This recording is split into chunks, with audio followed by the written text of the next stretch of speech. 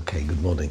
So, to continue from yesterday, I did promise you that we would look at let's start off with because we're going to be doing some technical work today, a little bit of, Metzius, but I mentioned en passant yesterday a Chakira, but there's some lomdas in which the Achronim discuss the concept Davar Hama'amid Afilu be'elef loy bottle. That's our discussion, right? That's what we started looking at. It's when it occurs in Shulchan Aruch, and we're going to look at some of its applications in the modern food production world as well. So, it is clear, there is no question that we paskin Davar Hama'amid, something, an ingredient that acts like an enzyme, a catalyst, something that that helps an item to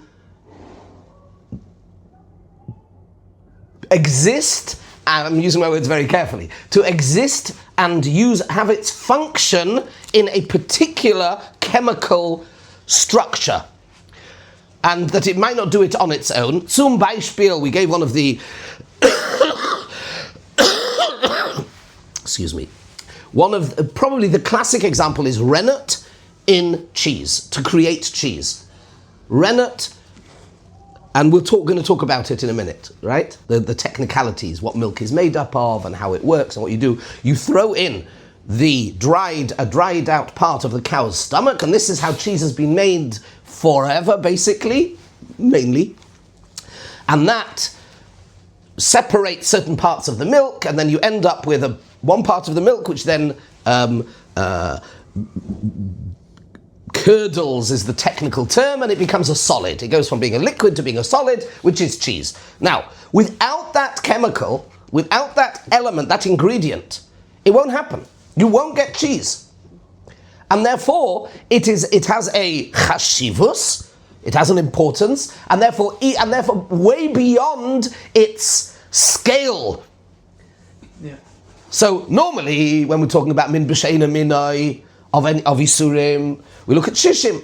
That is the threshold of taste, of that something is, let's put it differently, because you should know, just by the way, I can never help myself throwing in a little bit of machshava.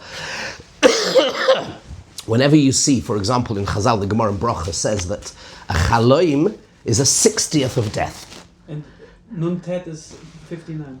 That's right. Yeah, that's right. Very good. It means, no, he'd had that one prepared for a long time. He was just waiting to say it. It's great. No, it's a compliment. It's a compliment. The Maral and others talk about this as well, that a 60th means sort of hovering on the threshold where you can discern is the correct word, where you can just about realize that it's another dimension. Al Koponim. So normally, when you're talking about sorry. No. This is Baruch Hashem. This has been for, as you know, weeks and weeks and weeks, and this is better. This is me better. I'm sorry. I apologize. It's very hard to resist the temptation to cough and bring the whatever. It's echad mishishim. Don't worry. It's nothing. So normally we talk about tam, we talk about taste, because that's what's important. Do I taste it in the mix or don't I? But when it serves a function to create the thing that I want, then it goes way beyond. It doesn't matter. Afilu be'elef loy bottle. That's the basic idea. Fine. And we saw that in Shulchan Aruch, in Hilchos Pesach, we saw it in Basar B'cholav, etc., etc. In Hilchos Basar B'cholav, not in Basar B'cholav, in Hilchos Basar B'cholav, you take the rennet of a treifa animal, and you put it into a bit of some milk to create cheese, even though it's 1 in maybe 1,000 parts, doesn't matter. Fine. The lomdas that I promised you, which will become relevant, maybe not today, but it will become relevant, to start off with a bit of Torah. There was, and potentially there is, what's the right word? A massive debate in the modern day poskim, and that is the creation of enzymes. An enzyme is a protein which acts as a catalyst to speed up a process. Okay, Now, enzymes, which are proteins, strings of proteins, occur naturally, but in today's modern food production world, they are created, or synthetically sometimes. You create enzymes. And the question is that in the creation of enzymes, which are then put into, at very tiny amounts, we'll see some cases, again, not today, but we'll come to it. And since the 1980s, this has been a big topic in the halachic journals, and still is in Kashrus agencies, the status of those enzymes. Because they could be minuscule, and they serve certain functions. Chaval, I don't have it here with me. Next time, tomorrow's Thursday, I'll bring it in tomorrow. I'll show you an example of a flyer that went out in 1982 about in America about a certain production of child formula, baby formula, which had an enzyme which came from a treifa sauce, and this ignited a massive scandal, a big sha'aruria, a massive debate. Has it treif, is it not? And backwards and forwards. And Rav Schachter wrote a tshuva on this, and I'll be showing you his discussion with Rabbi Yisrael Belsky, who was the main posek for the OU on this topic, because it's a real life topic. Any modern food production, because there's time and cost elements, they create and they utilize these modern, sometimes, but they have different functions. And we're going to have to talk about stabilizers, emulsifiers, colorings, and flavors. Flavors are really, really important as well, but that's already, then we're crossing over into a slightly different topic, similar but slightly, and that's a milsa d'avida l'ta'amo, which you may have come across also in your learning, I hope. Milsa d'avida l'ta'amo, it might be a little bit different there. And milsa d'avida l'tzvia. Potentially. I'm actually dealing with it. I don't want to say too much on camera, but with David Gernitz, we're hopefully about to give a hechsher to a place not too far from here, with sort of a par of a place, but creates very nice things, dessert type things with lots and lots of toppings. And we're having to go through, I called somebody in China yesterday to try and find out. Modern food production is so complex. You called somebody in China yesterday? Yeah. For one coloring of a particular type of, because you need to know it's not, it's a very, very complex thing. Very complex. Not that I didn't want to trust, now I for sure will trust. Well, you have to, if you do it, if you take responsibility, of course, you have to do things properly. Anyway, I hope within a week, very much so. You'll love it. I hope, Hashem, if it all goes well, within 2 weeks we'll have it. And then maybe we'll do a shir on it, or maybe even go there and show. We'll see. Yeah, that would be great. It's not far from here, actually. We'll see. Right, but let's get back. Say the Lomdus. So, here is a piece from I'm just going to take out a few lines. I didn't photocopy it. I'll put it in the source sheets later. From about enzymes, and Rav Schachter says as follows. He talks about ubidvar hama'amid nechleku hapoiskim betama de milsa de'edam is battle. What's the Lomdus that a mamid is not bottle? It's a machlekes hapoiskim. Im noima shekmo be'isser anis tam beheta is the pshat that just like with Issa, which gives tam into heta, me'achashatam nirgash, because you can sense, you can discern the taste. Leficha choshuv kenikar. Remember that lashon we saw yesterday twice? Therefore, it is considered as if it is nikar ho'isser, and therefore ve'enoi mizbatel. It's not mizbatel, even though it's 1 in 58, 1 in 59. But I can taste it. Therefore, it's considered as if it's nikar. It is. I can see it. It's discernible, and therefore it's not bottle. V'hachinami, and perhaps therefore ba'isa pulas ha'amoda. Maybe therefore an enzyme. That's what he's talking about. That does the action of being ma'amid something. Choshuv hamashahu shel isur kenikar.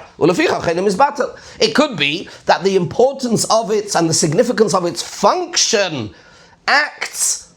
I look at this item and it's in one crystalline molecular form and not in another. Why is that? That's because the enzyme is there. The enzyme is 1 in 3,000. What do I care? But when I look at that, what I'm seeing is a chemical catalyst, an enzyme which put it in that form. So it's not true, it's not taste, but it is choshev, that's the pshat in the Gezeira of Chazal, that something which is made latama, it is as if it's nikar, and therefore it's also midrabanan. And that's why it's not mizbatel. Nafkim ulefize, he says, and he gives away the game straight away. Behusar kol ha'isur legamrei mehama'achol she'also by pu'ulas ha'hamada. If you were somehow able then, chemically or for some other way, to utterly remove the entirety of the thing, the enzyme, let's say, that you used for the pu'ula of hamada, then there's no shine. Of course it will be bottle. Because if the lamdus is that, just like when I put Isser, a tiny amount of Isser into Heter, Kol Zman, I can be margish that it is there through taste, therefore it's considered as if it is nikar. Similarly, when I put an enzyme into something and it creates it into a different form, Kol Zman, it is there, even though it's minuscule and it ought to be bottle, but it isn't. It that is there is not bottle because of its function. Mimela, if it isn't there, then of course there's nothing to be bottle. If it's just straightforward a din in bittul, that the item that is there doesn't allow the normal rules of bittul chad betray to happen because of its significance, because I can discern it either through taste, 1 in 60, or through function of hamada, then if it's not there, then there's nothing to be bottle. Of course there's nothing to be bottle, of course the item would be mutter.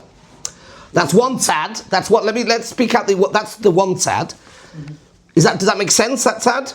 Yeah. What you don't? No, my question is whether would that also apply when you say theoretically? I don't know if theoretically it's possible. If you would have a Hama'amid and you were somehow able, it triggers whatever function it has. The new product is there, but the new product now can exist when you. That's exactly what he said. That's exactly what I just said. And then you take it out. That's exactly what I said. That's right. That's his tzad.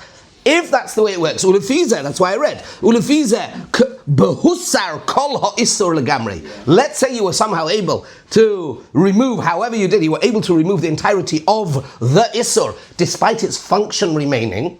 Right. Despite its function. Yeah. Obviously, yeah. But there's no din of, then you could say, if this is the lamdus, this is why it's not enough just to read a halacha, you have to be a lamdan.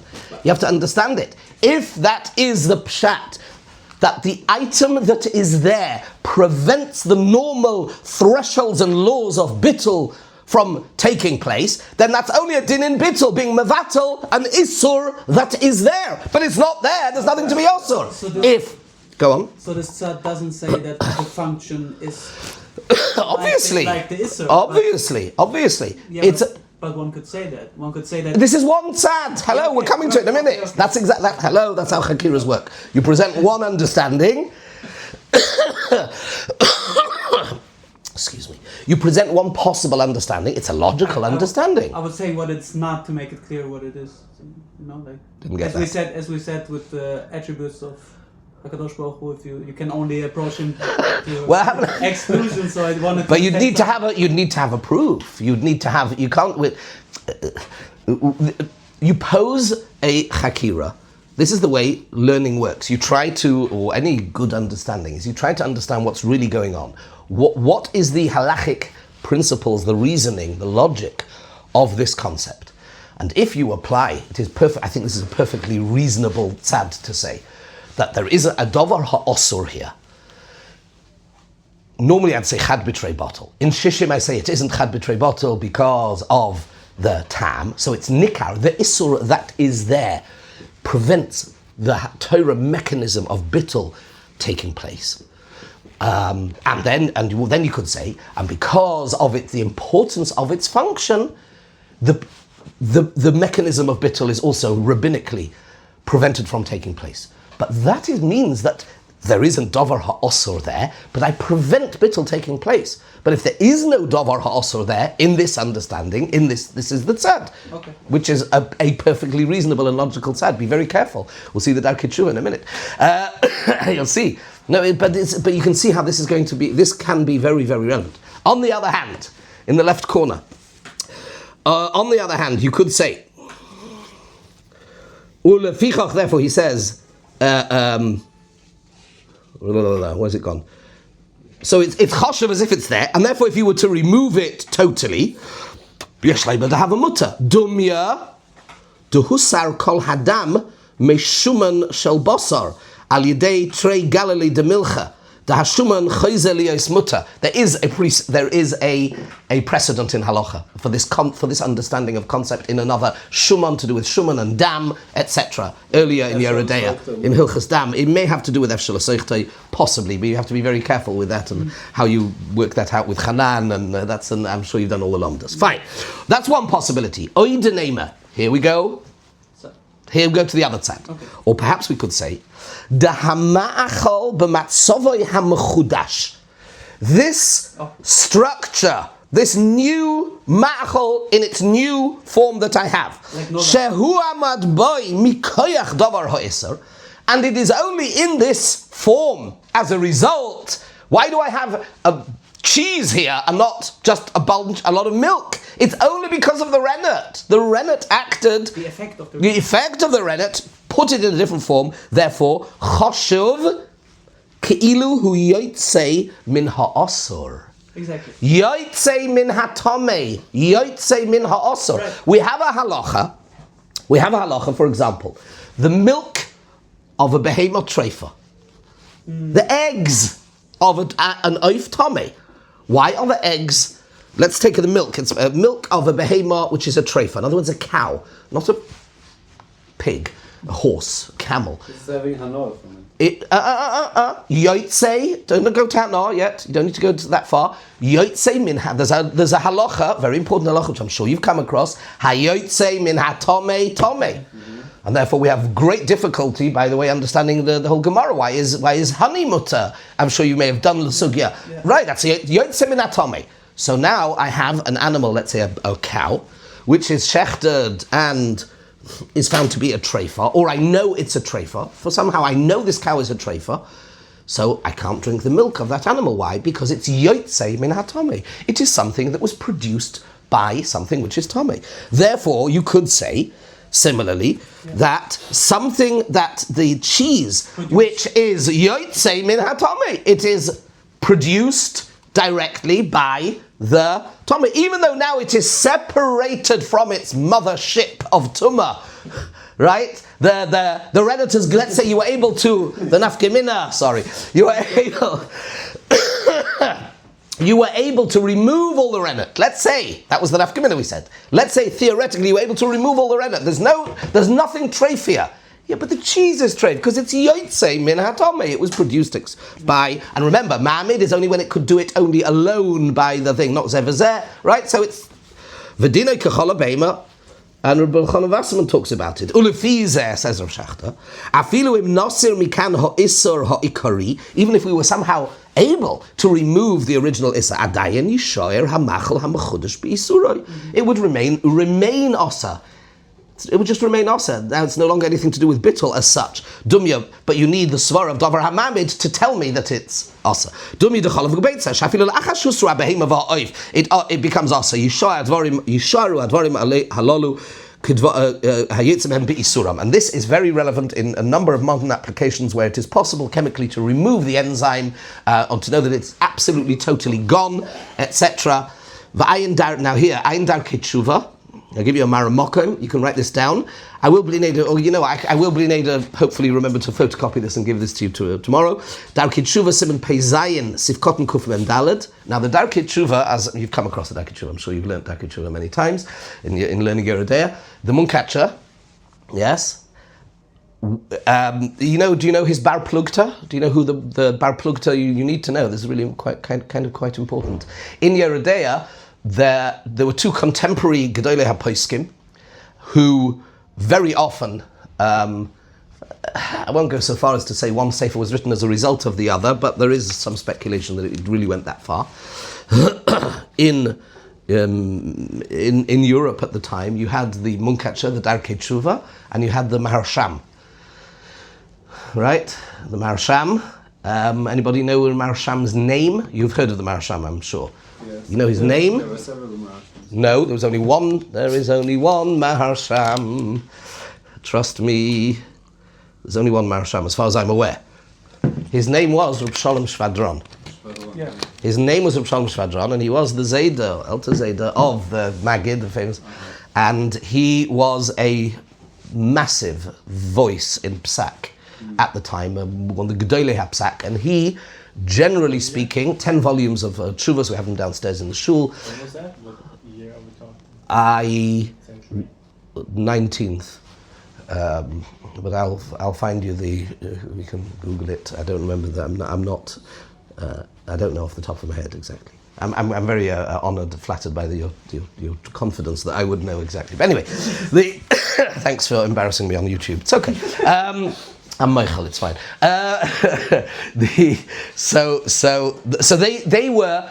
You will often find Das Torah. It's called his commentary on Orach Chaim, 4 volumes on Orach Chaim, which was edited and explained by Reb Shalom Shvadron. People don't know that. I think he just stood there and gave droshes. He was a Talmud Chassid, a Talmud Chacham Atzum, brother-in-law of Reb Shlomo Zalman. I mean, so he edited the Das Torah, and you have to have him. You must have surely in the base measure Das Torah and Yeridei and Taruvos and Basa B'Cholav, and they were often at loggerheads. The Munkach very more often than not being very machmir, and the Marasham being mekel. That's the background. Here, Ayin Darkei Tshuva, Shedas Roiv HaPoskim Lahokel B'zeh. That's why I cautioned you. It says that, no, just the Marasham pass, he says, Roiv HaPoskim are mekel. In Hama'amid, when it's Husar HaDavar HaIsur, She'osa Es Pu'ulas HaHamoda, De'ein Oid Isur. De'loi Shayach Kol Ha'inyan, why is it not Shayach B'Yotze Min HaIsur? Because that's only, very interesting, and he's got a note down here, Stei Chemed, and I'll give it to you, and you can look up all the lamdas yourself. The halach of Yotze Min HaTomei is when a Tomei animal created this chalav. That's what Yotze Min HaTomei means. It doesn't just exit from, the bee created the honey, or did it, and that's where the whole thing comes in, where it comes. But Deloi Shaykh, and he says the Darkei Tshuva, Deloi Shaykh kol ha'inyan shel Yotze Min HaAsur ela b'tziur dumya d'chalav u'beitza b'bal chai ha'asur mipnei shegodel be'isur. U'kaloshan ha-Mishnah de'Idias. If you look at the Lashon of the Mishnah in Idias, it is because it was Godel be'Isur. This milk was not Godel be'Isur. This milk was absolutely kosher until a Mamid came along artificially. And so to say that it's not Yotze Minhai, no, it didn't. It wasn't an organic being in which, and that's why how the poskim, and that's how it seems to be. They seem to be paskening. So that's just good for your general knowledge and the lomdus. How does this explain the difference? Because we say tam ki ika, as long as there is a tam, it doesn't matter. Even if it's not a double choshev, even if it's 1 against 1,000, if there is a discernible tam, it's also generally speaking, right? No, so until 1 and 60, because after 60, 1 and 60 b'derech klal there is no. You would still taste. Theoretically, right? Theoretically, yeah, theoretically. Here, why don't we say? Because there's no tam. But how is it not comparable? That's my question. How is not having a tam comparable to having a discernible, lasting effect? How is the difference?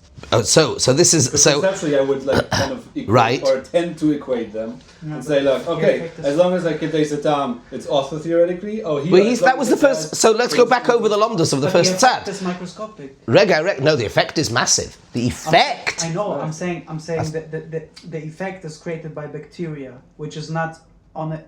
Because tam is 1/60, it's tam. It's just like you feel the tam. But here you can feel. No, his point is, if I hear his point, but I need to just go over again the first tzad. That's what I need to do. The first, let me explain. Tam means that because of the taste, it is the isur that is there is nikar murgash, because I can taste it. Yeah. Similarly, when the isur is there, and because of the effect is so massive, instead of having a lump of some liquid, I have a lump of a solid, and that is created by the little microscopically tiny bit of thing is there. Because of its effect, it is considered as if you can be, not tasted, you can't, but you are margish, it is nikar, it is choshev as if it's discernible.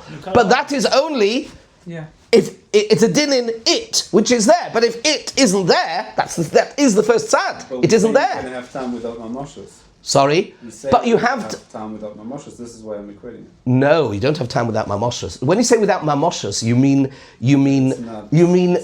that it's lach. It's there, of course. It's lach. Be very careful. You have to be very careful. It is there. When tam gets absorbed into the walls of a pot within 24 hours, it's there. It's just, it is there. It is those microscopic taste particles. But if here it is hussar legamre, that's the nakuda. So this is just a really... Okay, that's the difference. Correct. סליחה, what?